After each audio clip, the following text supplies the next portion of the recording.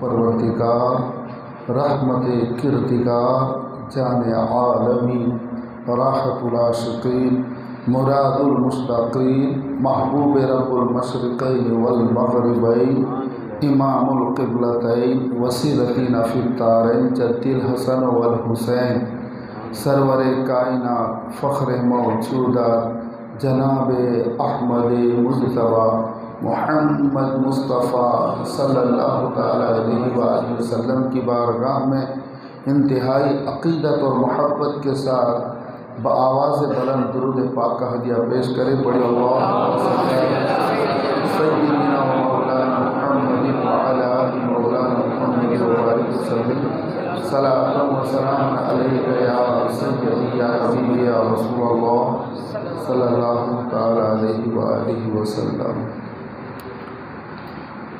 अज़ीज़ान मिल्लत इस्लामिया, हम पर अल्लाह का बड़ा फज़ल हुआ, करम हुआ। कितने बारिश वाले माहौल में भी तमाम हज़रात अपना वक्त अहले बैत की महब्बत में कुर्बान करके अल्हम्दुलिल्लाह मजाली से ज़िक्र अहले बैत को सजाने के लिए हाज़िरी देते रहे आप लोग। अल्लाह ताला अहले बैत की महब्बत के तुफ़ैल, अहले बैत के तुफ़ैल हमारे दोनों जहान सवार दे, हमारा आना कबूल फरमा ले और यही आना कल क़यामत के दिन अल्लाह हमारे लिए ज़रिया नजात बना दे। अज़ीज़ान मिल्लत इस्लामी, अब तक आप अल्हम्दुलिल्लाह अहले बैत अतहार के मकामात आपने बग़ौर समाअत फरमाए, अहले बैत के फ़ज़ाइल सुने, अल्लाह और उसके रसूल की बारगाह में उनकी क्या क़द्र व मंज़िलत है, क्या उन्हें मकाम महबूबियत मिला। अल्हम्दुलिल्लाह बहुत अच्छे से हम सभी ने इस पर तज़किरे किए, आपने बग़ौर सुना। अल्लाह तबारक तआला हमारे दिलों में अहले बैत की महब्बत, सहाबाए किराम की महब्बत और उल्फत हमारे दिलों में हमेशा हमेशा के लिए कायम व दायम फरमा दे। आइए आज अब हम जो हर साल जिस दास्तान को मुसलमान दोहराता है, दुनिया में बड़े बड़े हादसे हो गए, बड़ी बड़ी जंगें हो गई। जब मंगोलों ने इराक़ पर हमला किया था, बगदाद पर हमला किया था, तो पूरे रास्ते खून से लहूलुहान हो गए थे, कदम खून में डूबने लगे थे। और भी गरनाता में, दिगर कई ममालिक में बहुत सी जंगें हुई, बहुत सा जुल्म हुआ, मगर वो एक तारीख़ है जिसे इंसान एक बार सुन लेता है फिर दोबारा सुनने की इतनी ख्वाहिश नहीं रखता। मगर अल्लाह अकबर, अहले बैत को अल्लाह ने वो मकबूलियत अता फरमाई, वो महबूबियत अता फरमाई कि हर साल मुसलमान वही करबला की तारीख़ को दोहराता है और हर साल ग़ुलामान हुसैन हाजिर होते उसे समाअत करते हैं और गम हुसैन में वो डूब जाते हैं। अज़ीज़ान मिल्लत इस्लामिया, क्योंकि ये जो शहादतें कोई मामूली हस्ती की नहीं हैं और उन्होंने जो सब्र किया, ऐसा सब्र कायनात में देखने को नहीं मिलता। अल्लाहु अकबर। और अल्लाह तबारक व तआला इसी तरह हमें तौफ़ीक़ दे, हमेशा हमेशा के लिए अहले बैत की महफ़िल, अहले बैत की याद में मुहर्रमुल हराम में शहादत इमाम हुसैन की महफ़िल को हम इसी तरह सजाते रहें। हज़रात, अब आइए उसी तारीख़ की तरफ हम चलें। अल्लाहु अकबर। जनाब हज़रत अमीर मुआविया रज़ियल्लाहु ताला अन्हु का जब इंतकाल हुआ तो उनकी इंतकाल होते ही यज़ीद तख्त नशीन हो गया और चारों तरफ उसने खतूत रवाना कर दिए, लेटर्स भेज दिए और सबसे मुतालबा किया कि वो मेरी बैअत करें। चूँकि ये तारीख़ में आता है, ये शराबी भी था, तारीक नमाज भी था, ज़ानी भी था, इसके शौक़ बड़े अजीब व गरीब थे जो इस्लाम के मुनाफी थे, जो शरीयत के मुनाफी थे। अब उससे पहले अगर आप देखो तो जितने भी अल्लाहु अकबर खलीफा बने हैं आप सल्लल्लाहु अलैहि वसल्लम के, तो उनकी ज़िंदगी को आप देख लीजिए। سیدنا ابو بکر صدیق رضی اللہ تعالیٰ عنہ کو انصار و مہاجرین نے چنا تھا۔ اللہ اکبر۔ سیدنا فاروق اعظم کو چنا تھا، اور اسی طرح حضرت عثمان ذوالنورین، مولا علی المرتضیٰ، حضرت امام حسن مجتبیٰ، حضرت امام حسن مجتبیٰ رضی اللہ تعالیٰ عنہ نے کچھ شرائط پر آپ نے امیر معاویہ کے حوالے وہ تخت آپ نے ان کے سپرد کر دیا۔ مگر یہ جو یزید کی دادا گیری آپ دیکھیے، سب سے پہلے اسے جن سے خطرہ تھا وہ سیدنا امام حسین سے خطرہ تھا۔ اسے معلوم تھا کہ یہ میرے ہاتھ میں اپنا ہاتھ نہیں دے گے، یہ بیعت میرے ہاتھ پر نہیں کریں گے۔ اور بھی جلیل القدر ہستی کہ حضرت عبداللہ ابن زبیر، حضرت عبداللہ ابن عمر، اس نے خاص طور پہ اس وقت مدینے کا جو گورنر تھا ولید بن عقبہ، اس کو قاصد بھیجا اور خبر دی کہ امیر معاویہ رضی اللہ تعالیٰ عنہ کا انتقال ہو چکا ہے اور اب میں تخت پر ہوں، لہذا تمام اہل مدینہ سے بیعت لی جائے میرے نام کی، اور خاص طور پہ حسین ابن علی، عبداللہ ابن زبیر، عبداللہ ابن عمر، ان کو کسی بھی صورت میں مہلت نہ دی جائے۔ اگر یہ بیعت کر لیتے ہیں تو ٹھیک ہے، ورنہ پھر انہیں قتل کر دیا جائے۔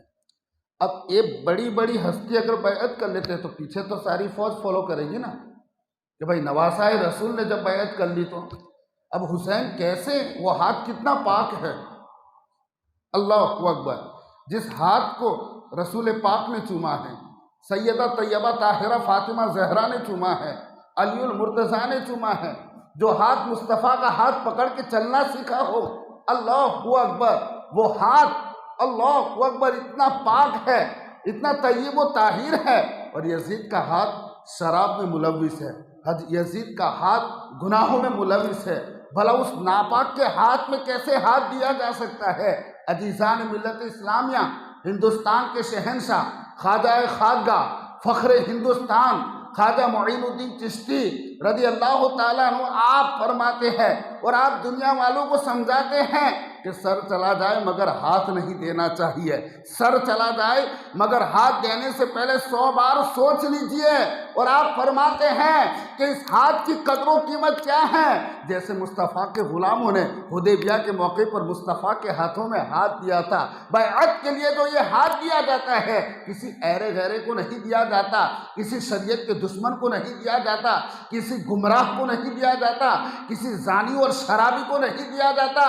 سرکار غریب نواز فرماتے ہیں کہ حسین ابن علی نے اپنے ہاتھ کو بچانے میں سر کٹا دیا، اولاد کٹا دی، بھائی قربان کر دیے، بھتیجے قربان کر دیے، اور غریب نواز اس لیے فرماتے ہیں کہ شاہ است حسین، بادشاہ است حسین، دین است حسین، دین پناہ است حسین، حسین شاہ ہے، حسین شہنشاہ ہے، حسین دین ہے، حسین دین کی پناہ ہے۔ اور غریب نواز فرماتے ہیں سردار نداد دست در دست یزید حقا کے بنا لا الہ است حسین، حسین نے سر دے دیا مگر ناپاک کو ہاتھ نہیں دیا، یہاں تک کہ حسین لا الہ الا اللہ کی بنیاد ہے۔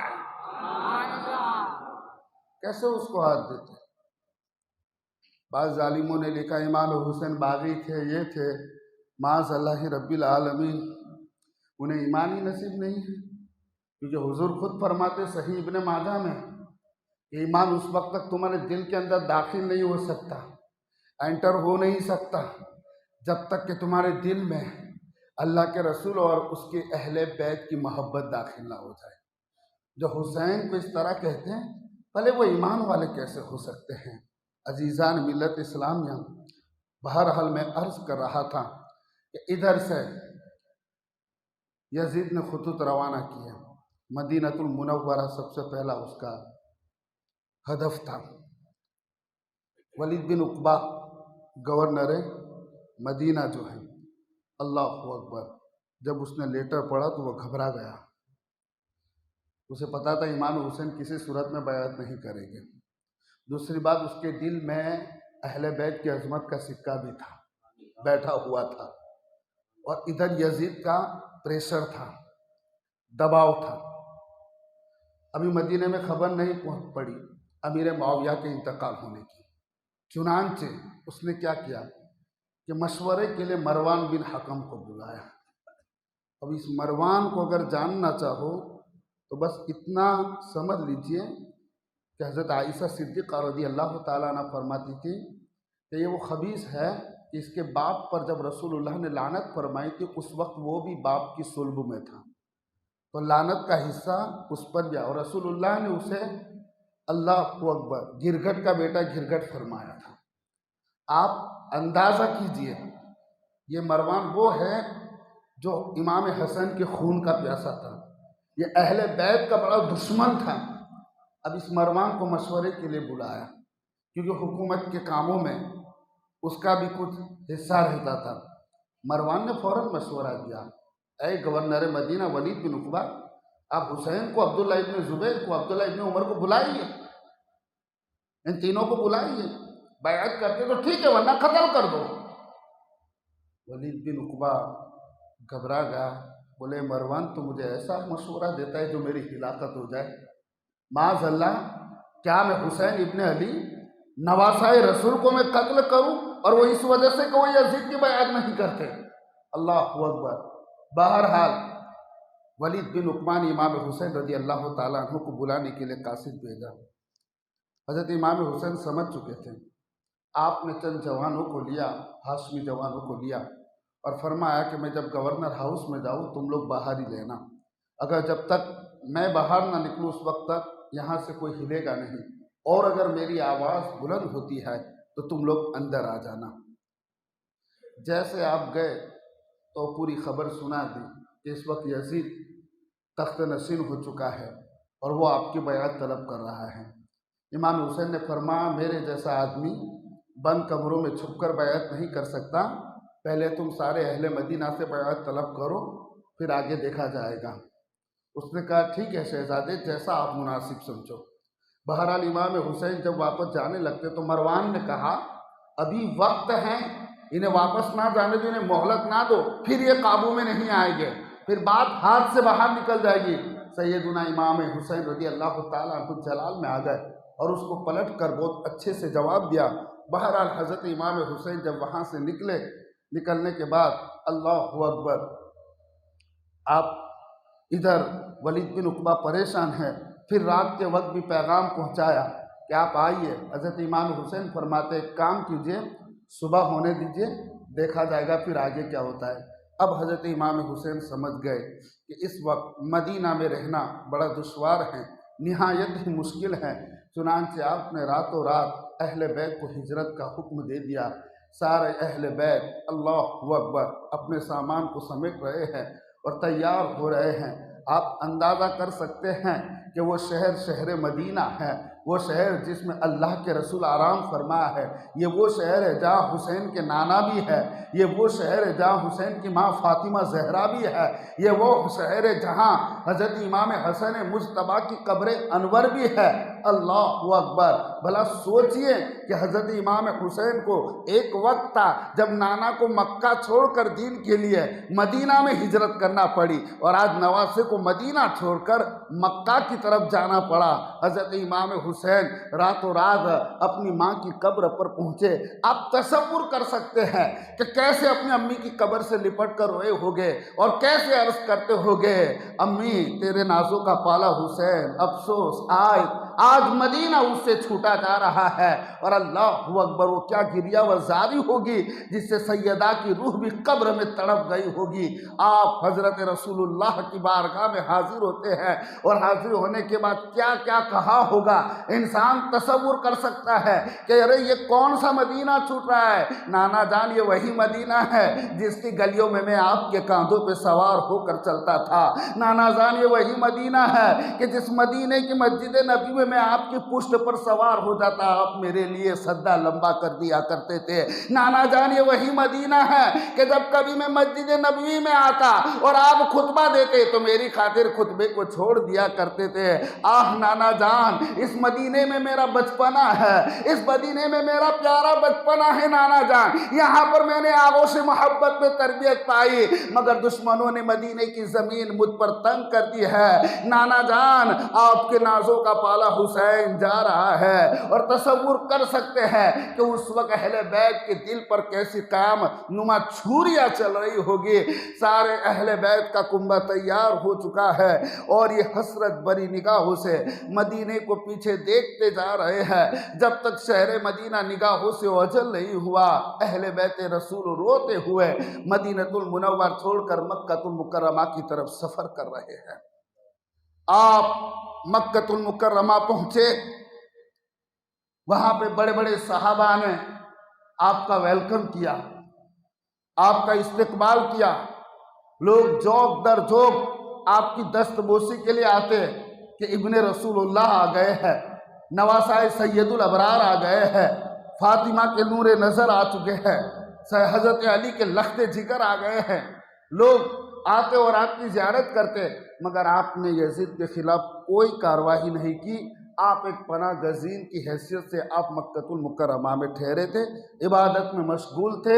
ادھر کوفہ جو کہ شروع سے شیعان علی کا مرکز تھا، مولا علی کے چاہنے والوں کا مرکز تھا، وہ لوگ انہیں جب پتہ چلا، یہ پہلے بھی حضرت امیر معاویہ کے زمانے میں بھی عرضیہ ڈال چکے تھے کہ آپ آئیے، ہم آپ کو اپنا خلیفہ چننا چاہتے ہیں، مگر حضرت امام حسین نے آپ نے انکار کر دیا اور آپ گئے نہیں۔ اب جب دیکھا کہ یزید بدطینت تخت پر قابض ہوا تو پھر ان لوگوں نے خط لکھا۔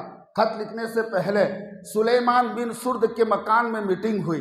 سلیمان بن سرد کے بارے میں یہ بھی روایت میں آتا ہے کہ یہ صحابی ہے۔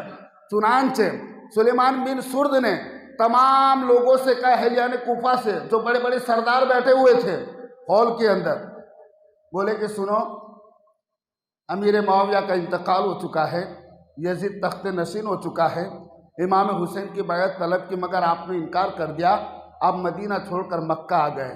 اے لوگو، اب وقت ہے، سب جمع ہو جاؤ اہل بیت رسول کی حمایت میں، نواسائے رسول کو ہم دعوت دیں، مگر ایک بات سن لو، ان کے آنے کے بعد کہیں تم لوگ دھوکہ مت دے دینا۔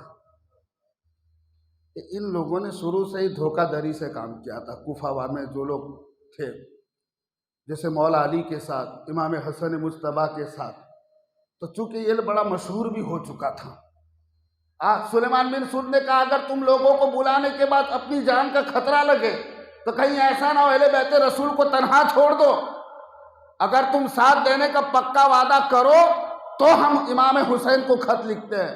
ایک نے ایک سے ایک سب نے بولی لگائے، ارے ہم نواسائے رسول پر اپنی جان قربان کر دیں گے۔ کوئی ادھر سے نعرہ لگا رہا ہے، کوئی ادھر سے نعرہ لگا رہا ہے، ہم اپنا تن بھی قربان کر دیں گے، ہم اپنا من بھی قربان کر دیں گے، مال اور دولت بھی قربان کر دیں گے، بس ایک بار ابن رسول اللہ ہمارے یہاں تشریف لے آئے۔ عزیزان ملت اسلامیہ، اللہ اکبر!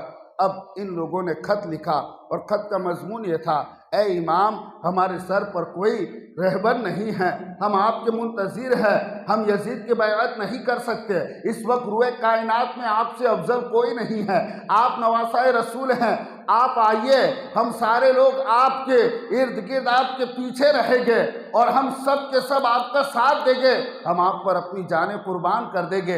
اے نواسائے رسول، آپ امام برحق ہے، آپ خلافت کے حقدار ہیں، ہم یزید کے ناپاک ہاتھوں میں اپنا ہاتھ نہیں دے سکتے۔ اس طرح کا ایک خط آیا، دوسرا خط آیا، تیسرا خط آیا، ایک ہفتے میں تقریباً خطوں کا جھولا بھر گیا۔ اب آپ بتائیے کہ جب سر پہ ظالم ہو اور ایسے میں قوم کسی مستحق کو پکارے تو مستحق پہ کیا فرض بنتا ہے؟ قوم کی آواز پہ لبیک کہنا پڑتا ہے کہ نہیں کہنا پڑتا ہے؟ ورنہ پھر یہی کہتے کہ ہم کل قیامت کے دن رسول اللہ کی بارگاہ میں شکایت کریں گے کہ ہم نے تو آپ کے نواسے کو بلایا، اتنے خط لکھے، اتنے وعدوں کے ساتھ، ہم اپنی جان بھی حاضر کرنے کو تیار تھے، ہم اپنی دولت بھی حاضر کرنے کو تیار تھے، مگر آپ کے نواسے نے ہماری مدد نہیں سنی۔ حضرت امام حسین رضی اللہ تعالیٰ عنہ نے ارادہ کر لیا کہ ٹھیک ہے اب چلا جائے، مگر کچھ صحابہ جلیل القدر تھے، انہوں نے روکا، شہزادے خدا کے لیے ان کوفیوں کا کوئی بھروسہ نہیں ہے، آپ قدم نہ اٹھائے۔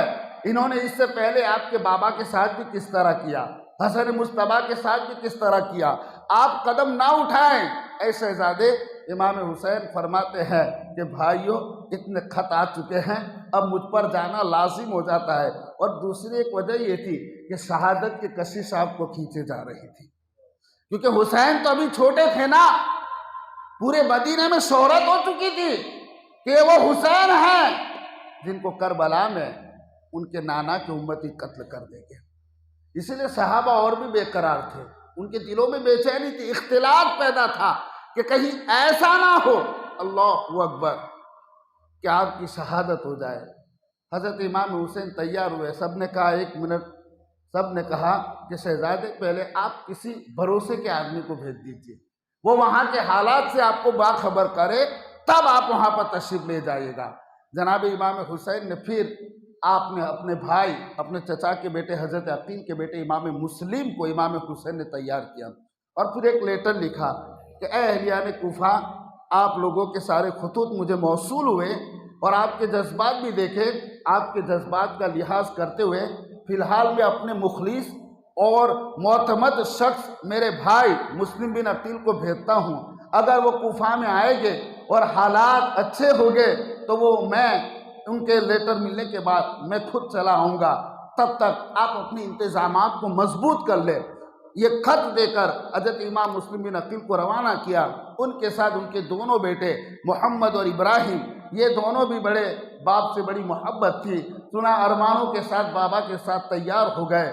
حضرت امام مسلم بن عقیل جب اپنے بچوں کے ساتھ آپ کوفہ میں پہنچے تو جاتے ہی سب سے پہلے مختار بن ابو عبیدہ کے مکان پر آپ ٹھہرے۔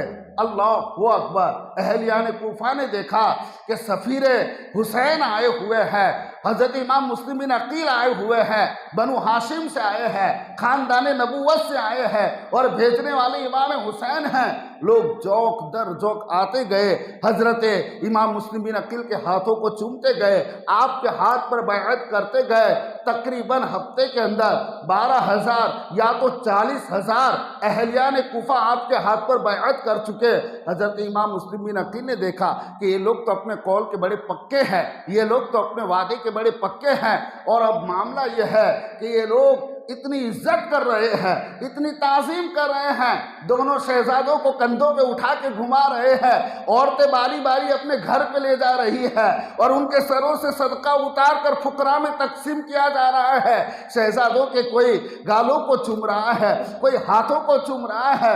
اللہ اکبر! ادھر ہر کوئی آتے، دین کی محفلیں ہوتی، واعظ و نصیحت ہوتی، پورے کوفہ کا ایک نورانی ماحول سا، اور سارا سما دیکھا۔ حضرت امام مسلم بن عقیل کو اب یقین ہو گیا کہ مجھے میرے بھائی کو خط لکھ دینا چاہیے، چنانچہ حضرت امام مسلم بن عقیل نے امام حسین کو خط لکھ دیا کہ بھائی جان، اے امام، آپ تشریف لے آئے، یہاں کے حالات بڑے سازگار ہیں، سب لوگوں نے بڑھ چڑھ کر حصہ لیا ہے، آپ کے نام پر اتنے لوگوں نے، اتنے ہزار نے بیعت کر لی ہے۔ اللہ اکبر! کیونکہ کربلا کا مسئلہ تو تقدیر میں لکھا ہوا تھا۔ جیسے ہی یہ خط روانہ کیا، خط کیا روانہ کیا، جیسے کمان سے چھوٹا ہوا تیر واپس نہیں جا سکتا، ادھر خط روانہ کیا، اور ادھر دیکھا کہ لوگ حضرت امام حسین کے نام پر بیعت کر رہے ہیں۔ تو اس وقت کوفہ کے جو گورنر تھے وہ صحابی رسول حضرت نعمان بن بشیر رضی اللہ تعالیٰ عنہ تھے۔ انہوں نے دیکھا کہ بیعت یزید کی مرضی کے خلاف ہو رہی ہے، وہ بھی گھبرا گئے، منبر پہ چڑھے، کہے لوگوں، یہ بیعت یزید کی مرضی کے خلاف ہو رہی ہے، وہ بدتینت بھڑک اٹھے گا، فساد برپا کر دے گا۔ تو قریب میں ایک بنو امیہ کا چہنے والا تھا، اس نے کہا، اے گورنر کوفہ، آپ اتنی نرمی سے کام لوگے گے تو نہیں چلے گا، مجھے لگ رہا ہے آپ ان لوگوں کے سامنے کمزور پڑ رہے ہیں، کیونکہ وہ صحابی رسول تھے۔ حضرت نعمان بن بشیر نے آپ نے فرمایا کہ اگر میرا شمار کمزوروں میں ہوتا ہے اور اللہ کی فرما برداری کے ساتھ، تو یہ بہتر ہے کہ عزت داروں میں میرا شمار ہو اس کے نافرمانی سے۔ حضرت نعمان نے ڈھیل دے دی۔ ادھر عمر ابن سعد اور کچھ لوگوں نے خط لکھا یزید کو کہ یزید، یہاں معاملہ الگ ہو چکا ہے، امام حسین نے اپنا سفیر اپنے بھائی مسلم بن عقیل کو بھیجا ہے، اور لوگ ان کے ہاتھ میں بیعت کر رہے ہیں۔ گورنر کوفہ کمزور نظر آ رہا ہے یا جان بوجھ کر وہ کمزوری دکھا رہا ہے؟ یزید نے جیسے خط پڑھا گھبرا بھی گیا، کیونکہ اسے بہت بڑا خوف بھی تھا، اور غصے میں آ گیا، آپے سے پار ہو گیا۔ اس نے اپنے مشیروں کو بلایا، مشیروں کو بلانے کے بعد کہا کہ بھائی کوفہ ہاتھ سے نکل جائے گا، اب کوفہ کے لیے کیا کیا جائے؟ چنانچہ کچھ لوگوں نے مشورہ دیا کہ ایک کام کرو، نعمان بن بشیر ان کے سامنے کمزور پڑ رہا ہے، اسے معزول کر دو، اور تم اس وقت بصرہ کا جو گورنر ہے عبید اللہ ابن زیاد، یہ وہ بدنہاد ہے جس لعنتی مردود پر اللہ اکبر فرزند رسول کے قتل کا دھبا لگا ہوا ہے۔ بولے یہ بڑا ظالم ہے، سفاک ہے، کسی پر رحم نہیں کرے گا، آپ ان کو گورنر مقرر کر دیجئے کوفہ کا، اور کوفہ کے گورنر نعمان بن بشیر ہے، اسے معزول کر دیجئے۔ اس نے فوراً خط لکھا، عبید اللہ ابن زیاد کو ساری صورتحال بتائی، اور لکھا کہ سنو، اگر لوگ مطیع و فرما بردار رہتے ہیں تو ٹھیک ہے، ورنہ کسی پر رحم کرنے کی ضرورت نہیں ہے۔ حسین ابن علی آتے ہیں تو ان سے بھی بیعت طلب کرو، اور اگر وہ بیعت نہیں کرتے تو پھر انہیں بھی قتل کر دیا جائے۔ ابن زیاد بدنہاد، شیطان نما، شیطان صفت انسان تھا، اللہ اکبر۔ اس نے بصرہ میں اپنے بھائی عثمان کو مقرر کر دیا، اور یہ نکلا کوفہ کی طرف۔ کوفہ سے پہلے جو قادسیہ کی چوکی آتی تھی، اس قادسیہ کی چوکی پر یہ رکا، رکنے کے بعد نہا دھو کر فریش ہو گیا، اور اس نے حجازی لباس پہنا تاکہ کسی کو لگے کہ کوئی مدینے کی طرف سے آیا ہوا ہے۔ حجازی لباس پہنا اور قادسیہ کی چوکی سے وہ نکلا۔ مغرب اور عشاء کے بیچ میں چند سپاہی ساتھ میں لے لیتے، باقی سپاہیوں کو وہاں پہ چھوڑ دیا تھا۔ اس کی وجہ یہ تھی کہ یہ چاہتا تھا کہ ابھی پورے کوفہ میں امام حسین کی محبت کے نعرے گونج رہے، کہیں ایسا نہ ہو کہ پبلک بھڑک جاوے اور میرا کچمبر وہیں پر نکل جائے، لہذا وہ رات کے تاکہ لوگ ٹھیک سے دیکھ نہ پائے، اور دوسرا جائزہ بھی لینا چاہتا تھا کہ کون بڑھ چڑھ کر حصہ لے رہا ہے۔ اب یہ اونٹ پہ سوار ہو کے حجازی لباس پہن کر جیسے یہ کوفہ میں انٹر ہوا، داخل ہوا، لوگ سمجھے امام حسین آ چکے ہیں، نعرے لگنا شروع ہو گئے، مرحبا یا ابن رسول اللہ، مرحبا یا ابن رسول اللہ کے نعرے لگنے شروع گئے، اہلا و سہلا کے نعرے شروع ہو گئے۔ لوگ اپنے گھروں سے دوڑ دوڑ کے آ رہے ہیں، کچھ لوگ تو بوسے بھی لینا شروع کر دیتے ہیں، اللہ اکبر۔ اور ابن زیاد بہت غور سے دیکھ رہا ہے کہ نعرے لگانے میں کون زیادہ حصہ لے رہا ہے، یعنی اہل بیت کا چاہنے والا کون زیادہ ہے۔ اب اتنی پبلک جام ہو گئی اور اتنا ٹرافک ہو گیا، تو آخر کار ابن زیاد کو گورنر ہاؤس میں پہنچنے کے لیے دقت ہونے لگی، تو ایک باہلی شخص کھڑا ہو کر کہنے لگا راستہ چھوڑ دو، یہ حسین ابن نہیں ہے، حسین ابن علی نہیں ہے، یہ امیر ابن زیاد ہے۔ ابن زیاد جیسے گورنر ہاؤس میں پہنچا، صبح میں اللہ اکبر لوگوں کو جمع کیا، اور جمع کرنے کے بعد اس نے کہا اہلیان کوفہ سے، اہلیان کوفہ سن لو، مجھے امیر المومنین یزید بن معاویہ نے یہاں مقرر کیا ہے، ان کا حکم ہے اگر تم فرما برداری کرو گے، اطاعت گزار بنو گے، تو میں تمہارے ساتھ بھلائی سے پیش آؤں گا، نرمی سے پیش آؤں گا، شفقت سے پیش آؤں گا، اور اگر تم نے بغاوت کی یا کسی کو بھی حکومت کے مخالف کو پناہ دی تم نے، یاد رکھنا پھر تمہارے بچوں پر بھی رحم نہیں کیا جائے گا، تمہارے گھروں پر بھی رحم کیا جائے گا نہیں کیا جائے گا، لہذا اپنے حال پر رحم کرو، اپنی اولاد پر رحم کرو، اور سنو جس نے بھی مسلم بن عقیل کو پناہ دی ہے وہ میرے حوالے کر دے۔ اللہ اکبر۔ یہ ایک خطاب تھا جو اہلیان کوفہ کو دیا۔ تھوڑی دیر میں ہی اہلیان کوفہ کے رجحان بدلنے لگے، ان میں چینجنگ آنے لگا۔ اللہ اکبر۔ اب خط تو پہنچ چکا تھا، خط پہنچ چکا تھا، اور ادھر رجحان بدلنے لگے، ڈر سا محسوس ہونے لگا، بزدلی غالب آنے لگی۔ اللہ اکبر۔ محبت تو تھی مگر ایسی نہیں تھی کہ حسین پہ جان قربان کر دے، وعدہ کیا تو اسے نبھا لے۔ اللہ اکبر۔ محبت جیسے جھوٹی ثابت ہوئی۔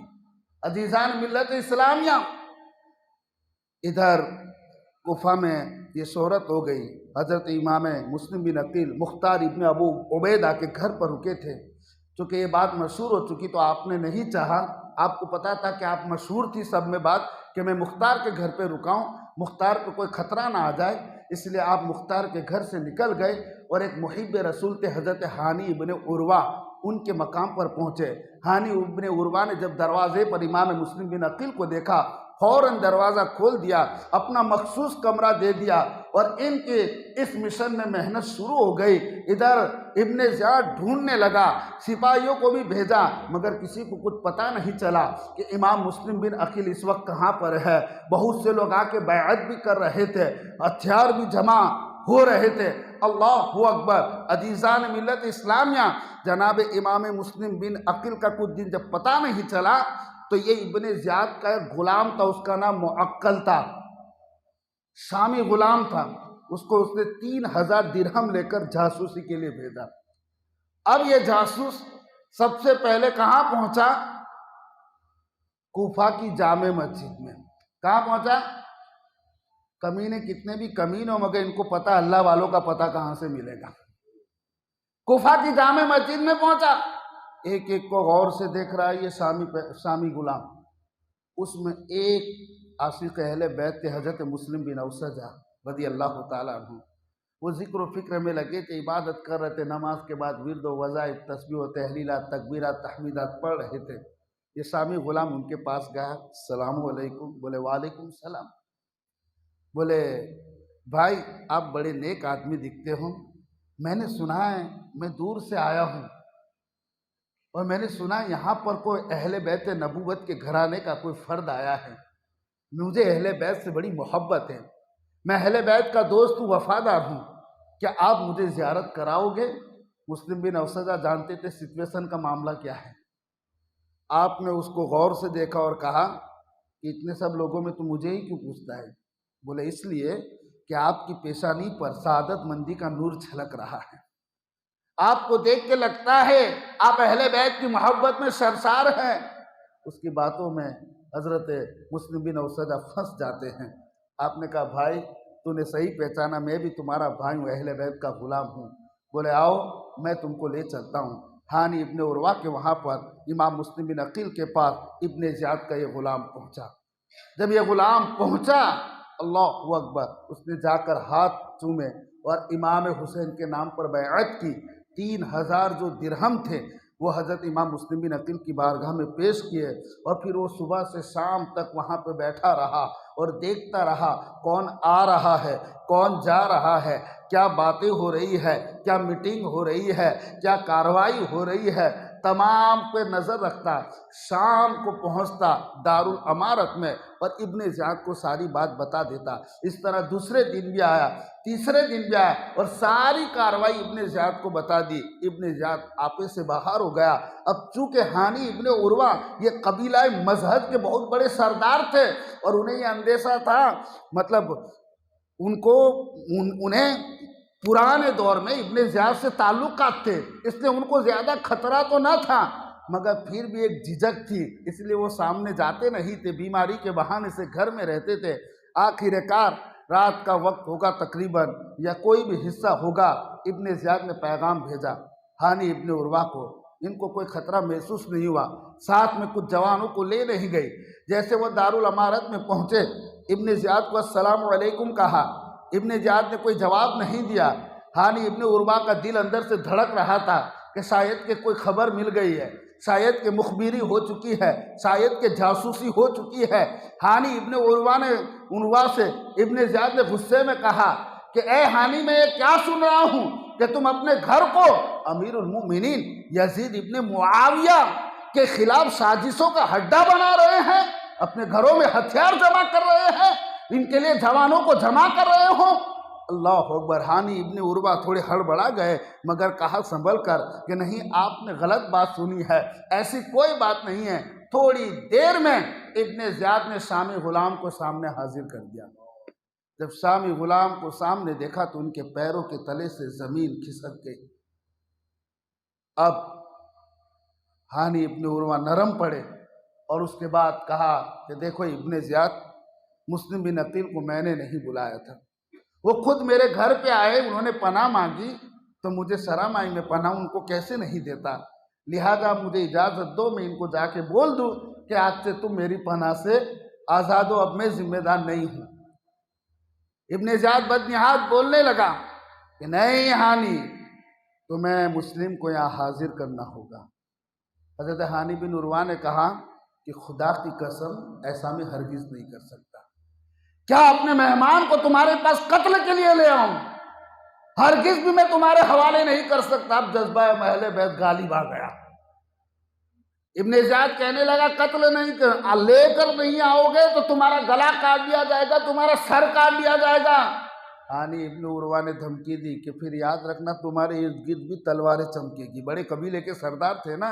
ابن زیاد کو اتنا سننا تھا، بس اس کو تو غصے کا ایک موقع ملنا چاہیے، بڑا ڈنڈا لیا، حضرت ہانی ابن عروہ کے سر پہ اس نے ڈنڈے مارنا شروع کیا، چہرے پہ ڈنڈے مارے، پورا سر اور چہرہ ان کا لہو لہان ہو گیا۔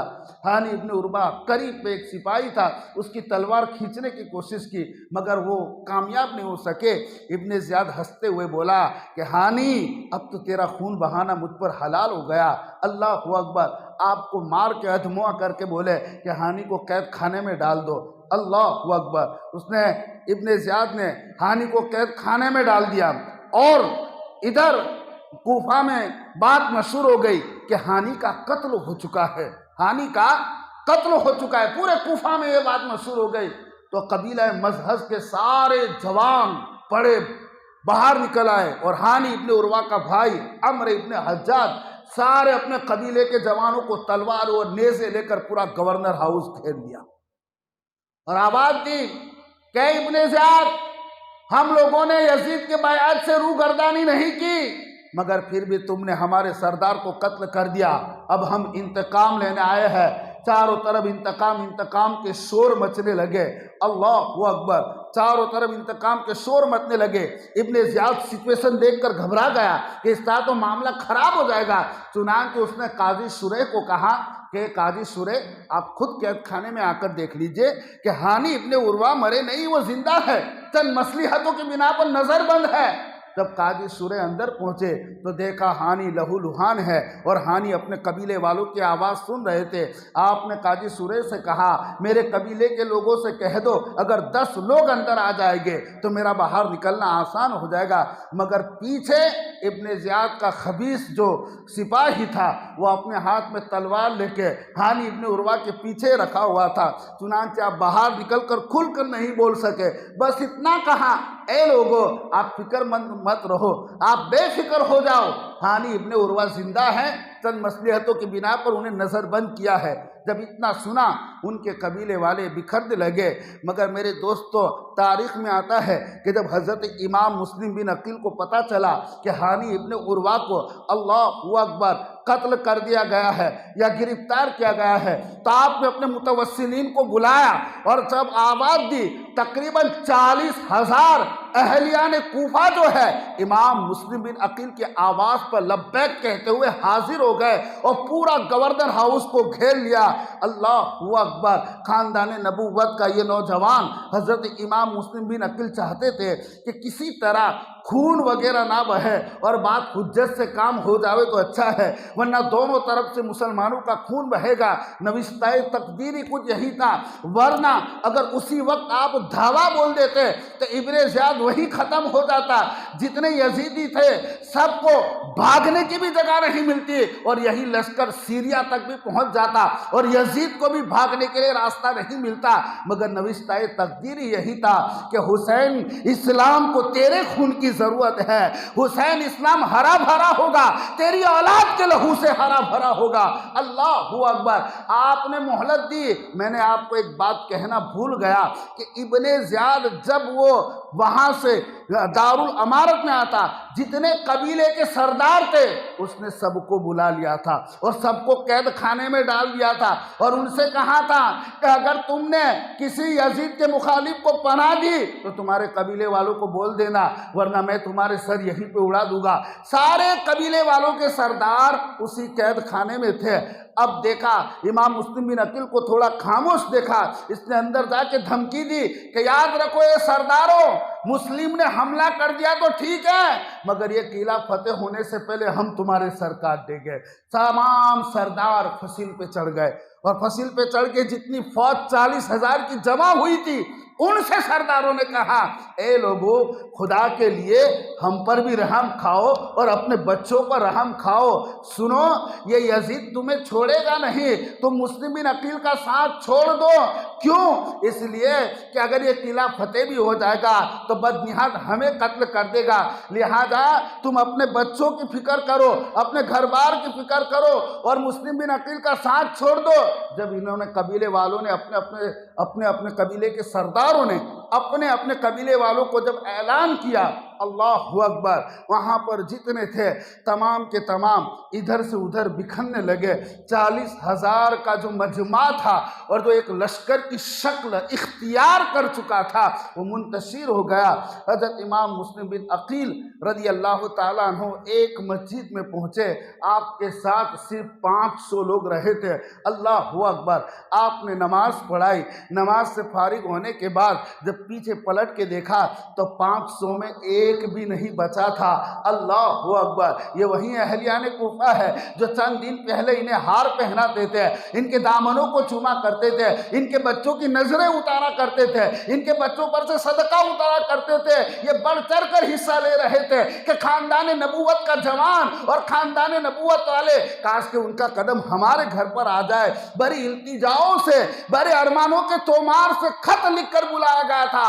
آج کوفے کی گلیاں سنسان نظر آ رہی ہے، ہر ایک دروازہ مقفل نظر آ رہا ہے، ہر گھر کے دروازے پر تالا لگا ہے۔ حضرت امام مسلم بن عقیل آپ نماز پڑھ کے جب کوفے کی گلیوں میں گھوم رہے ہیں، کوفے کے حالات بدل چکے تھے، ذہن بھی بدل چکے تھے، دل بھی بدل چکے تھے اور حالات بھی بدل چکے تھے، کوئی دروازہ کھلا نہیں۔ مسلم بن عقیل اب کدھر جائے؟ اب جب آپ گلیوں میں پہنچتے پہنچتے ایک غریب کا جھوپڑا آپ کو نظر آ جاتا ہے۔ جناب حضرت مسلم بن عقیل جاتے ہیں، دیکھے وہاں ایک بوڑھی مائی بیٹھی ہوئی ہے، تاریخ میں اس کا نام مائی طوعا کے نام سے اسے پکارا جاتا ہے۔ طوعا نے دیکھا کہ ایک مسافر ہے، کہا اماں کیا پینے کے لیے پانی مل جائے گا؟ بوڑھی عورت گھر میں گئی، پانی لا کر امام مسلم بن عقیل کو دیا، آپ نے بسم اللہ کہتے ہوئے پانی پیا اور کٹورا واپس کیا، پھر آپ اسی جگہ پہ دیوار سے ٹیک لگا کر کھڑے ہو گئے۔ بوڑھی عورت اندر برتن رکھ کے واپس آئی، دیکھا کہ آپ وہی کھڑے ہیں۔ عورت نے پوچھا بھائی پانی پی لیا، اب جاؤ تم اپنے گھر۔ حضرت مسلم بن عقیل نے کوئی جواب نہیں دیا، پھر کہا کہ بھائی جاؤ تم اپنے گھر، آپ کھڑے کیوں ہو یہاں؟ جب 3 بار کہا تو امام مسلم بن عقیل کے آنکھوں کے آنسو آ گئے۔ اماں اس شہر میں میرا اب کوئی گھر نہیں رہا، ہم تو مسافر ہیں، ان بدعہدوں نے ہمارے ساتھ دھوکہ دیا ہے اور ہمیں تنہا چھوڑ دیا ہے۔ کہا آپ کون ہیں؟ کہا میں حسین کا چچیرا بھائی مسلم بن عقیل ہوں۔ اللہ اکبر، بوڑھی عورت غلام اہل بیت میں سے تھی، اس نے کہا شہزادی میرے نصیب ایسے کہاں کہ آپ میرے گھر پر تشریف لے آئے۔ امام مسلم بن عقیل کو اپنے خاص کمرے میں فرش بچھا دیا، کھانا وغیرہ ساتھ میں رکھا اور اللہ اکبر کہا شہزادی آپ کھانا کھائیے۔ حضرت مسلم بن عقیل کھانا کھانا چاہتے ہیں مگر حلق میں لقمہ نہیں اترتا، کیونکہ انہیں 2 فکر ستا رہی تھی۔ ایک فکر تو یہ تھی کہ ہائے افسوس میں نے خط میرے بھائی کو لکھ دیا ہے اور میرے بھائی میری آواز پر لبیک کہتے ہوئے ضرور آئیں گے، اکیلے نہیں آئیں گے، اور محمد بھی ساتھ میں ہوگے، النحا سے علی اصغر بھی ساتھ میں ہوگا، 6 سال کی بالی سکینہ بھی ساتھ میں ہوگی، قاسم بھی ساتھ میں ہوگا، اکبر بھی ساتھ میں ہوگا، چھوٹے بچے بوڑھے لوگ ہوگے۔ کاش کہ میں نے خط حسین کو نہ دیا ہوتا، کاش کہ کوئی ایسا مل جائے جو حسین کو خبر دے دے حسین میرے بھائی یہاں نہ آنا، یہ لوگ ظالم ہیں، یہ اپنے قول کے پابند نہیں ہے، یہ اپنے وعدے کے پابند نہیں ہے۔ حضرت مسلم بن عقیل کو دوسری فکر یہ تھی کہ ان کے بچے قاضی شریح کے وہاں پر تھے، تو آپ کو فکر تھی کہ کسی طرح میں بچوں کو وہاں سے نکلوا لوں۔ اللہ اکبر، بوڑھی عورت تو آج وہ تو اپنی قسمت کی معراج سمجھ رہی تھی، تھوڑی تھوڑی دیر میں ہاتھ باندھ کے آ جاتی ہے، بولے شہزادے کچھ ضرورت ہے؟ آپ دعا دیتے ہیں۔ نماز پڑھ کے فارغ ہوتے ہیں اور نماز پڑھنے کے بعد اللہ اکبر. آپ نماز پڑھتے ہیں اور نماز پڑھنے کے بعد کافی دیر تک دعا ذکر و اذکار میں ہیں اور کسی طرح سوچ رہے ہیں کہ اب میں کیا کروں تاکہ امام حسین واپس نہ آئے. تھوڑی دیر میں اس بوڑھی عورت کا لڑکا جو بڑا آوارہ قسم کا تھا، جو رات کے 1-2 بجے تک جیسے آوارہ لڑکے اپنے گھروں میں نہیں پہنچتے، یہ بھی گنڈا گردی میں لگا ہوا تھا، شرابی بھی تھا. اللہ اکبر. جب اس کا بیٹا گھر میں آیا تو دیکھا ماں خاص کمرے میں جا رہی ہے. کہا امی اس میں کون ہے؟ بیٹے کے مزاج کو جانتی تھی، چھپانا چاہا مگر چھپا نہیں سکی. پھر کہا دیکھ بیٹا ہم کتنے خوش نصیب ہیں، خاندان نبوت کا پھول آج ہمارے گھر میں خوشبو پھیلا رہا ہے. بیٹا سنو، خبردار تو نے کسی کو کچھ کہا تو اور ان کے بچوں کا انتظام کرو. لڑکا کہنے لگا ٹھیک ہے امی، مگر لڑکا صبح تک انتظار کر رہا ہے. صبح کب ہو؟ اور کیونکہ کوتوال ابن اشد کوتوال تھا، اس کا بیٹا یہ اس کا دوست تھا، سوچا کسی طرح خبر دے دوں اور کچھ انعام مل جائے گا. شرابی تھا، آوارہ تھا. اللہ اکبر. یہ لفنگا صبح تک انتظار کیا. حضرت امام مسلم بن عقیل فجر کی نماز بھی پڑھ چکے ہیں. ادھر اس نے سیدھے جا کر کوتوال کے بیٹے کو خبر دی. کوتوال کے بیٹے نے ابن اسعد کو خبر دی. ابن اسعد نے ابن زیاد کو خبر دی. ابن زیاد نے کہا جاؤ چند سپاہیوں کا دستہ اپنے ساتھ لے جاؤ اور مسلم بن عقیل کو گرفتار کر کے لاؤ. اللہ اکبر. ادھر حضرت امام مسلم بن عقیل مصلی پر ذکر و اذکار میں مشغول ہے. اچانک ان کو گھوڑے کی ٹانپوں کی آواز سنائی دی. اسی لمحے سمجھ گئے وفادار ماں کے بے وفا بیٹے کا یہ کام ہے. اللہ اکبر. یہ لوگ گھر کے صحن تک اپنے گھوڑے لے کر آ گئے. حضرت مسلم بن عقیل اللہ اکبر ہاشمی کچھار کا شیر تھا. آپ نے اپنی میان سے تلوار نکالی. سامنے 1-2 سے مقابلہ نہیں کرنا تھا، تقریباً سینکڑوں سپاہی تھے جن کے سامنے مقابلہ کرنا تھا. حضرت مسلم بن عقیل کی فائٹ شروع ہو جاتی ہے. آپ کی تلوار چلنے لگتی ہے. ادھر سے ظالم بھی وار کرتے ہیں. ایک ظالم بکران نام کا شخص تھا، اس نے آپ کے چہرے پہ ایسی تلوار لگائی کہ آپ کے اوپر کا ہونٹ کٹ گیا، دونوں دانت آپ کے اندر سے ٹوٹ گئے اور نچلا ہونٹ بھی زخمی ہو گیا. پھر بھی آپ لڑتے لڑتے اللہ اکبر. چونکہ یہ ہاشمی گھرانے کا شیر تھا، بھلے ہی اکیلا تھا مگر قوت کا مظاہرہ ہو رہا تھا. اور یہ لوگ لڑتے لڑتے اس قدر بزدلانہ طریقہ اختیار کیا کہ انہوں نے آگ کے گولے بھی برسانے شروع کر دیے. حضرت مسلم بن عقیل صحن سے باہر نکل آئے. یہ لڑتے لڑتے اللہ اکبر قریب آنے کی ہمت نہیں کر رہے تو آخر کار ابن اسد نے کہا آپ تھک چکے تھے، ہانپ رہے تھے اور دیوار سے ٹیک لگا کر تلوار کو اپنے ہاتھ میں لیے ہوئے تھے. ابن اسد نے کہا اے مسلم تمہارے لیے امان ہے، تمہاری جان کی امان ہے. حضرت مسلم بن عقیل فرماتے ہیں مجھے تمہارے وعدوں پر بھروسہ نہیں ہے، تم 1 نمبر کے جھوٹے ہو، تم کبھی اپنے وعدے پر پابند نہیں رہو گے. ابن اسد نے کہا مسلم فکر مت کریے، میں امان دیتا ہوں، آپ کو کچھ بھی نہیں ہوگا. عربوں کا دستور بھی تھا اگر وہ کسی کو پناہ میں دیتے، اگر کسی کو امان میں لیتے تو پھر وہ اس کے لیے اپنی جان بھی قربان کر دیا کرتے تھے. اب چونکہ بازو میں بھی اتنی طاقت رہی نہیں تھی، بازو دونوں شل ہو چکے تھے، لہذا آپ نے کہا ٹھیک ہے اگر تو نے امان لی ہے، ورنہ خدا کی قسم اپنے آپ کو ایسے تمہارے حوالے نہ کرتا. حضرت مسلم بن عقیل تھک گئے تھے. ان لوگوں نے ان کو اٹھا کر سواری پہ رکھا. اللہ اکبر. پیاس کا بے حد غلبہ تھا اور وہ جو تلوار تھی راستے میں سے انہوں نے تلوار کو جدا کر لیا اور کہا کیا یہ اہلیان کوفہ کی پہلی غداری ہے. مسلم بن عقیل نے جب اس طرح دیکھا ابن اسد کا فکر مت کرو، مجھے امید ہے آپ کو کچھ بھی نہیں ہوگا. بولے امید کی بات کرتا ہے، وہ تیری امان کہاں گئی جو تو نے دی تھی؟ اللہ اکبر. اب مسلم بن عقیل رونے لگتے ہیں، آنکھوں سے آنسو بہنے لگتے ہیں. ایک خبیث شخص تھا، اس نے کہا مسلم جس چیز کے لیے تم کھڑے ہوئے ہو اب سامنے خطرہ دیکھ کر تمہیں رونا نہیں چاہیے. مسلم بن عقیل نے فرمایا او بدبخت اپنی جان کے لیے نہیں، نواسہ رسول کے لیے رو رہا ہو، سکینہ کے لیے رو رہا ہو، علی اکبر کے لیے رو رہا ہوں، ظالموں تم لوگوں کی وجہ سے میں نے اپنے بھائی کو دعوت دے دی ہے، مسلم کی ہزاروں جان میرے آقا میرے مولا حسین پر قربان ہے۔ اللہ اکبر۔ حضرت مسلم بن عقیل رضی اللہ تعالیٰ عنہ کو گورنر ہاؤس کے پھاٹک کے پاس ابن اسعد بٹھا دیتا ہے اور ابن اسعد خود اندر جاتا ہے اور جا کر ابن زیاد کو اپنا کارنامہ سناتا ہے اور ساتھ میں یہ بھی بات کرتا ہے کہ اے ابن زیاد سنو، میں نے مسلم بن عقیل کو پناہ دی ہے۔ ابن زیاد غصے میں بولا تجھے گرفتار کرنے کے لیے بھیجا تھا، تجھے کس نے پناہ کے لیے کہا تھا؟ مگر بزدل تھا، کچھ بولا نہیں، خاموش ہو گیا۔ ادھر مسلم بن عقیل گورنر ہاؤس کے پھاٹک پر ٹیک لگا کر بیٹھے ہیں اور سامنے پانی کا مٹکا ہے۔ اللہ اکبر۔ آپ نے پانی مانگا کہ مجھے پانی دیا جائے، ایک خبیث بولا مسلم ایک بوند بھی پانی تمہیں نہیں دی جائے گی، مگر پھر کوئی اور بولا جس کے دل میں خدا نے رحم ڈالا، اس نے کہا مسلم کو پانی دے دیا جائے۔ لڑ لڑ کے تھک چکے تھے، پیاس کا غلبہ زیادہ تھا، ایک کٹورے میں امام مسلم بن عقیل کو پانی دیا جا رہا ہے۔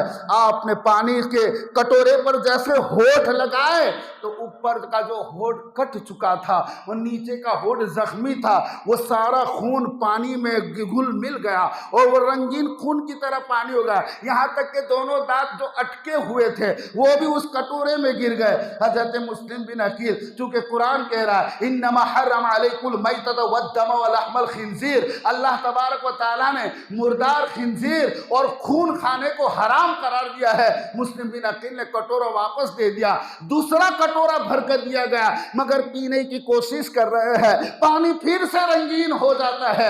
امام مسلم بن عقیل کہتے ہیں، آپ فرماتے ہیں لگتا ہے اب میری قسمت سے پانی اٹھ چکا ہے۔ اللہ اکبر۔ تھوڑی دیر میں ابن زیاد بلواتا ہے امام مسلم بن عقیل رضی اللہ تعالیٰ عنہ کو، آپ گئے اور دونوں بازوؤں سے پکڑا ہے، زخمی حالت میں ہے۔ ابن زیاد نے دیکھا آپ نے اس کو سلام نہیں کیا، کسی نے کہا ابن زیاد کو تم امیر کو سلام نہیں کرتے؟ حضرت مسلم بن عقیل نے فرمایا جو میری جان کا دشمن اس کے لیے میں سلامتی کی دعا کیسے کروں؟ ابن زیاد بولا اے مسلم سنو، اب تم بچ نہیں سکتے، یقیناً تم مارے جاؤ گے، یقیناً تمہارا سر کاٹ دیا جائے گا۔ امام مسلم بن عقیل نے فرمایا کیا واقعی میں سچ میں مجھے موت دے دی جائے گی؟ بولے ہاں۔ تو پھر مجھے کچھ وصیت کرنی ہے۔ بولے ہاں تمہاری خواہش پوری کی جائے گی۔ آپ نے مجمع میں نظر دوڑائی کہ کون ہے جس کو اپنے دل کی بات کہوں۔ خاندان قریش کا ایک شخص تھا، اللہ اکبر، بڑی عظیم ہستی کا بیٹا تھا۔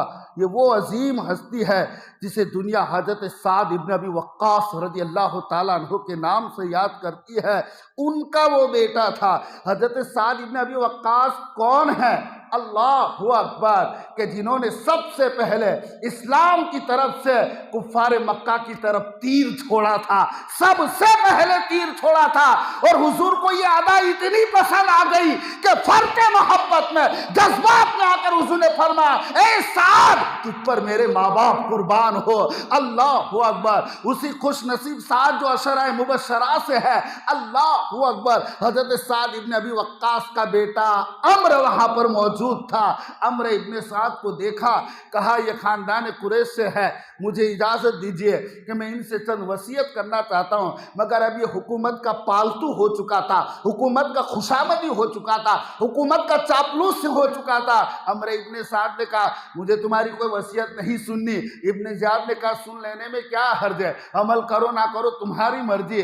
جب عمرو ابن سعد پہنچا تو کہا حضرت امام مسلم بن عقیل نے کہ بھائی سن، میری 3 تمنا ہے، اسے تو پوری کر دے وصیت۔ ایک تو یہ ہے کوفہ میں فلاں شخص سے میں نے 700 روپیہ 700 درہم قرض لیا تھا، میرا گھوڑا بیچ کر اسے ادا کر دینا۔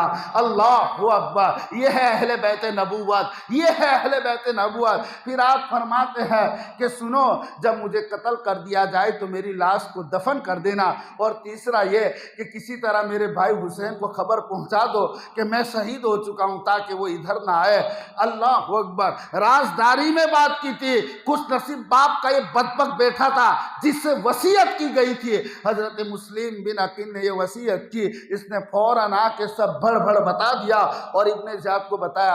ابن زیاد نے کہا دیکھ بھائی، رقم تمہیں دینی ہے اس کے بارے میں تمہیں اختیار ہے، رہی بات لاش کی تو اس کی لاش کوئی رحم کے مستحق نہیں ہے، اور تیسری بات رہی حسین کی تو اس معاملے میں کوئی رعایت نہیں بخشی جائے گی، حسین خود سے نہ آئے تو ٹھیک ہے ورنہ حسین کا بھی وہی حال ہوگا جو اللہ اکبر معاذ اللہ رب العالمین جو مسلم بن عقیل کا وہ حال ہوگا۔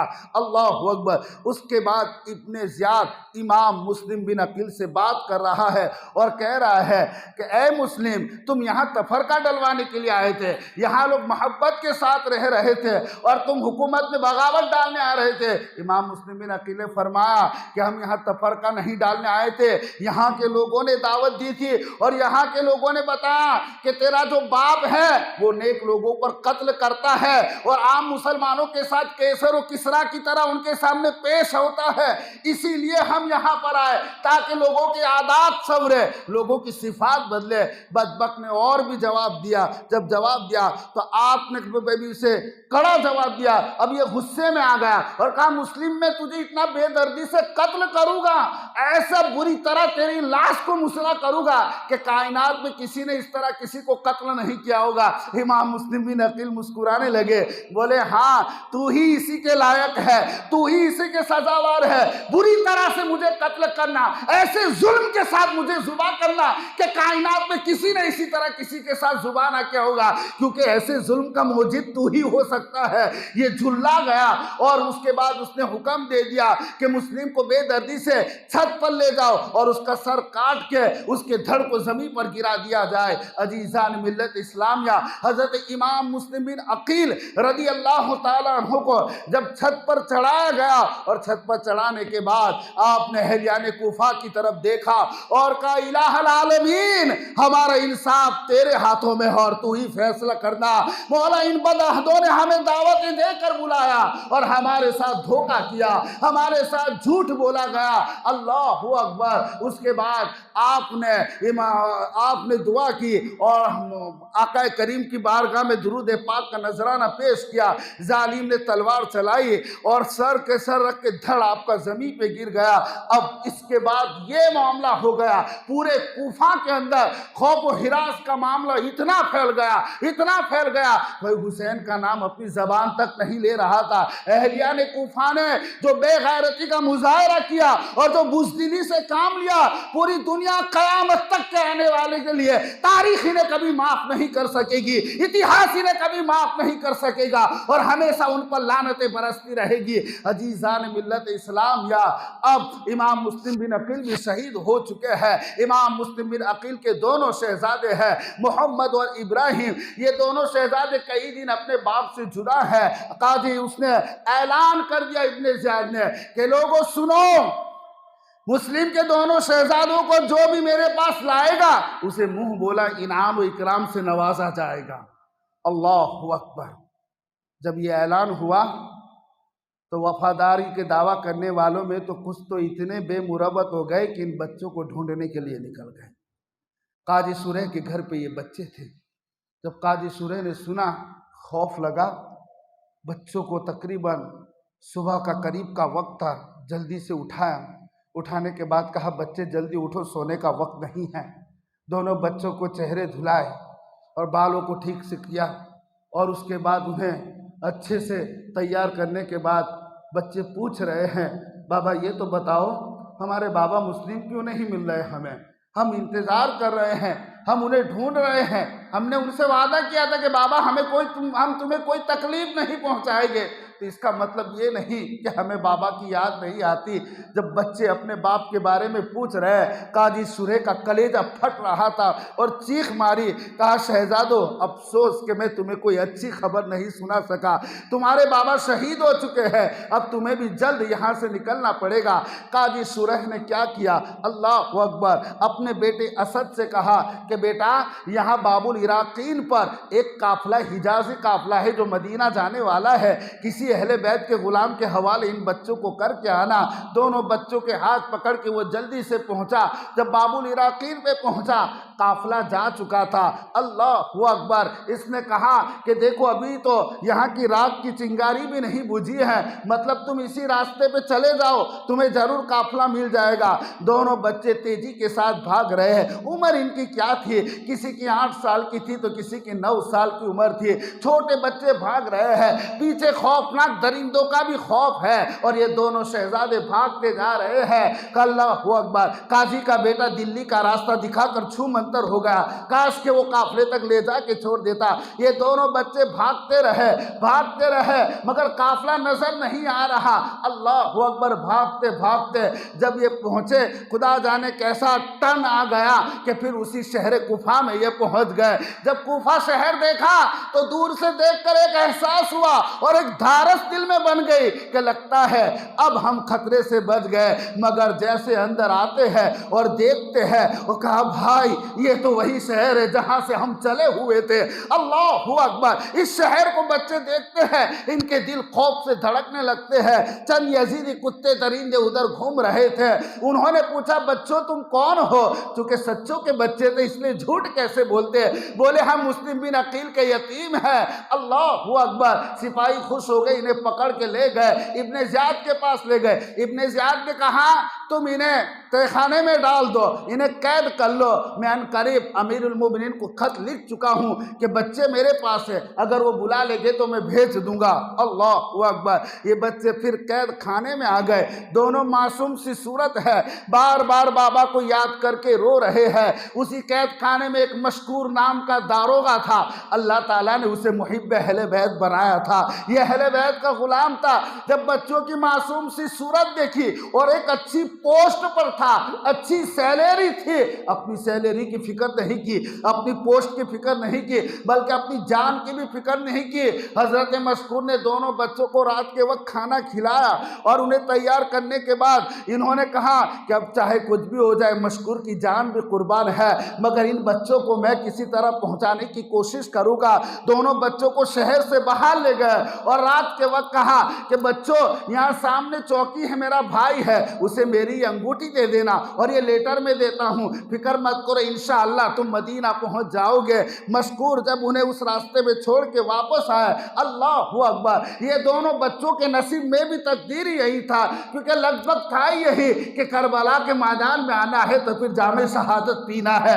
اللہ اکبر، دونوں بچے رات بھر بھاگتے رہے، ایک بھائی تھکتا تو دوسرا سہارا دیتا، دوسرا ہمت ہارتا تو پہلا بھائی سہارا دیتا۔ ایسے میں جب طرح کی رات کا سناٹا بھی ہے، عجیب عجیب آواز بھی ہو سکتی ہے، جانوروں کی بھی خوفناک اور ڈراؤنی آواز ہو سکتی ہے، ننھی سی جان اپنی جان بچانے کے لیے بھاگے جا رہی ہے۔ رات بھر یہ لوگ چلتے رہے اور جب صبح ہوئی تو پھر وہیں ایک شہر سامنے نظر آ گیا۔ اب جب کہ شہر دیکھا، ادھر بچے بھاگے، ادھر مشکور کے بارے میں خبر ہوئی، ابن زیاد نے مشکور کو بلایا، مشکور بچے کہاں ہیں؟ حضرت مشکور نے کہا وہ تو میں نے رہا کر دیے۔ بولے کس لیے کیا؟ تجھے میرا ڈر نہیں لگا؟ بولے جو اللہ سے ڈرے وہ تجھ سے کیوں ڈرے؟ اللہ اکبر، کہا اے مشکور کیا ملا تجھے رہا کر کے ان بچوں کو؟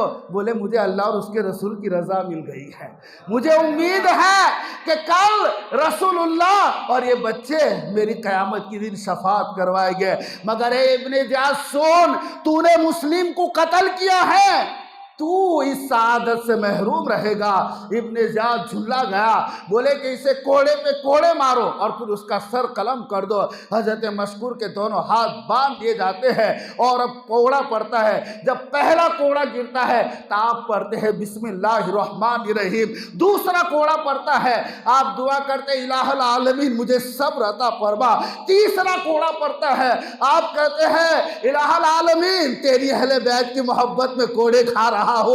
جب پانچواں کوڑا پڑتا ہے عرض کرتے باری تعالیٰ مجھے تیرے محبوب اور تیری اہل بیت کے پاس پہنچا دے۔ حضرت مشکور خاموش ہو جاتے ہیں اور آپ کا سر قلم کر دیا جاتا ہے۔ اسی طرح ایک غلام حسین اللہ اکبر عظمت حسین پر قربان ہو چکا ہے۔ اب اللہ اکبر شہزادے جب پہنچتے شہر وہیں آتا ہے، بولے بھائی یہ تو جہاں سے چلے تھے وہاں کا شہر ہے۔ دونوں بچوں نے دیکھا، خوف کی مارے ایک بڑا درخت تھا جو اندر سے کھوکھلا تھا، وہ انہی درختوں میں جا کے سمٹ کے چھوٹے بچے سہم کے اسی میں چھپ گئے۔ اللہ اکبر! ایک خاتون پانی بھرنے آ رہی ہے چشمے کے قریب، اور پانی بھر کے آئی اور پانی بھر کے دیکھا کہ دو معصوم سے چاند سے چہرے والے بچے ایک دوسرے سے گلے لگے ہیں اور چہرے پہ خوف و ہراس ہے اور سہمے ہوئے ہیں۔ کہا بچوں تم یہاں کیا کر رہے ہو؟ اللہ اکبر! پوچھا تم کون ہو، کس کے بیٹے ہو؟ بچوں کو جواب دینا مشکل ہو گیا۔ جب پوچھا کون ہیں، پہلے بتا چکے تھے تو قید خانے میں چلے گئے، اب بتانے میں بھی ڈر لگ رہا تھا۔ بولے بچوں آخر کس کے بیٹے ہو؟ نام سن کے رونے لگے۔ خاتون نے کہا کہیں تم مسلمین عقیل کے تو بیٹے نہیں ہو؟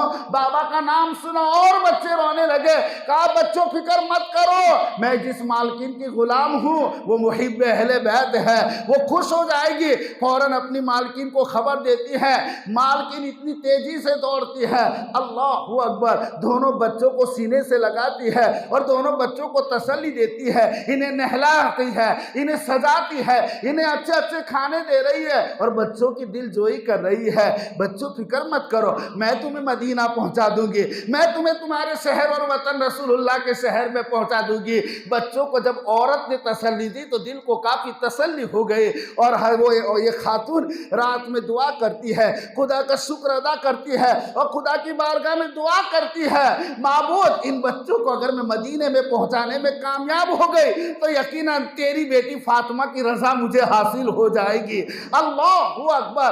آدھی رات کا مرحلہ ہے، بچے الگ سے کمرے میں سوئے ہوئے ہیں، اور تھوڑی دیر کے بعد گھر میں دستک ہوتی ہے۔ اس کا ظالم شوہر جس کا نام حارث ہے، حارث جیسے مکان کے اندر داخل ہوتا ہے، اللہ اکبر! جیسے حارث داخل ہوتا ہے تو حارث سے پوچھا حارث کیا ہوا؟ کہا بیگم جانے دو، تمہیں پتہ نہیں مسلم کو قتل کر دیا گیا، مسلم کے دونوں بیٹے کہیں لاپتہ ہے، ابن زیاد نے اعلان کیا ہے جو ان کو لے کر آئے گا انہیں انعام دیا جائے گا۔ بولے حارث تو کہاں تھا؟ بولے سارے کوفے میں کہیں لوگ گھوم رہے، میں بھی پورا دن ان بچوں کو گھوم رہا تھا، کاش کہ مل جاتے تو کچھ دولت مجھے نصیب ہو جاتی ہے۔ اللہ اکبر! بیوی کا دل زور سے دھڑکنے لگا، خدا خیر کرے، مولا فاطمہ کے سامنے میری لاج رکھ لینا۔ اللہ اکبر! حضرت عزیزان ملت اسلامیہ، اب وہ جو خاتون ہے اس کے بعد اس نے کہا اے میرے شوہر بھلا یہ کیسے ہو سکتا ہے؟ تم اس ناپاک ارادے کو اپنے دل سے نکال دو، تم بھلا اہل نبوت کے ساتھ ایسا کیسے کر سکتے ہیں؟ اہل بیت کے ساتھ تم ایسا کیسے کر سکتے ہو؟ اس نے کہا تجھے پتہ نہیں بہت بڑا انعام ہے۔ خیر کسی طرح اس کو سلا دیا، اس کا دل دھڑک رہا تھا کہ کہیں اس خبیث کو پتہ نہ چل جائے۔ تھوڑی دیر کے بعد دونوں بچے سوئے ہیں۔ تاریخ میں آتا ہے بڑا بھائی چھوٹے کو اٹھاتا ہے، اٹھا کر کہتا ہے بھائی سنو اٹھ جاؤ، اب سونے کا وقت نہیں ہے، اب آخری نیند سونی ہے۔ بولے کیا ہوا؟ بھائی اب جانے کا وقت آ گیا ہے۔ بولے کیا ہوا؟ میری آنکھ لگی، میں نے ابھی خواب میں دیکھا تھا، اور وہ یہ دیکھا تھا کہ میں نے خواب کے اندر دیکھا کہ میں نے بابا جان کو رسول اللہ کے ساتھ دیکھا ہے، اور رسول اللہ فرما رہے ہیں کہ میں مسلم اکیلے آ گئے، ظالموں کے بیچ میں بچوں کو چھوڑ کے آ گئے۔ انہوں نے کہا یا رسول اللہ بچے ابھی ہی آنے والے ہیں۔ چھوٹے بھائی نے کہا بھائی میں نے بھی خواب دیکھا۔ دونوں بھائی ایک دوسرے کی صورت دیکھ رہے ہیں اور روتے ہوئے ان کے سینے سے لگ جاتے ہیں اور سینے سے لگ کر کہتے ہیں بھائی کیا واقعی میں کل ہم قتل کر دیے جائیں گے؟ اللہ اکبر! دونوں رو رہے ہیں، کچھ بھی ہے بچے ہیں، موت کا خوف ہر ایک کو ستاتا ہے۔ دونوں بچے رو رہے ہیں، رونے کی آواز ظالم شوہر کے کانوں میں پہنچتی ہے۔ شوہر نے بیوی سے کہا کہ اے بیوی سنو یہ آواز کہاں سے آ رہی ہے؟ وہ گھبرا گئی، بولے پتہ نہیں کہاں سے آئی ہے۔ آواز سن کر پہنچا تو اپنے ہی گھر کے روم میں دونوں بچوں کے رخسار پورے آنسوؤں سے دھلے ہوئے ہیں۔ بچوں کو دیکھ کر کہا تم کون ہو؟ بولے ہم مسلم کے یتیم ہیں۔ کہا صبح سے ڈھونڈ رہا ہوں، میرے گھر میں عشرت کر رہے ہیں۔ اللہ اکبر! دونوں بچوں کی زلفیں پکڑ کے انہیں کھینچنا شروع کر دیا۔ معصوم سے 8 اور 9 سال کے بچے ہیں۔ بیوی آ کے حارث سے کہتی ہے حارث خدا کا واسطہ لے میرا تیرا سر تیرے پیروں کے سامنے رکھ دیتی ہوں اور اپنے ظلم کی ہوس کو پوری کر لے. ان بچوں پہ رحم کر دے. یہ فاطمہ کے چمنستان کے پھول ہے, یہ علی کے رات دلارے ہے, یہ رسول اللہ کے خاندان کے پیارے ہیں. اللہ اکبر. اس نے بیوی کو ایسا دھکا دے دیا کہ دیوار سے ٹکرا گئی. تھوڑی دیر میں اس پہ غنود کی بے ہوشی طاری ہو گئی. دونوں بچوں کو ایک دوسرے کی زلفوں سے گانٹھ لگا دی اور کہا جتنا تڑپنا ہے رات بھر تڑپتے رہو, صبح میری تلوار تمہیں قتل کر دے گی. اللہ اکبر. جب صبح ہوئی اس ظالم نے ان دونوں بچوں کو بوروں میں بھر دیا اور ایک کھچر پہ لاد کے نہر فرات کی طرف جا رہا ہے.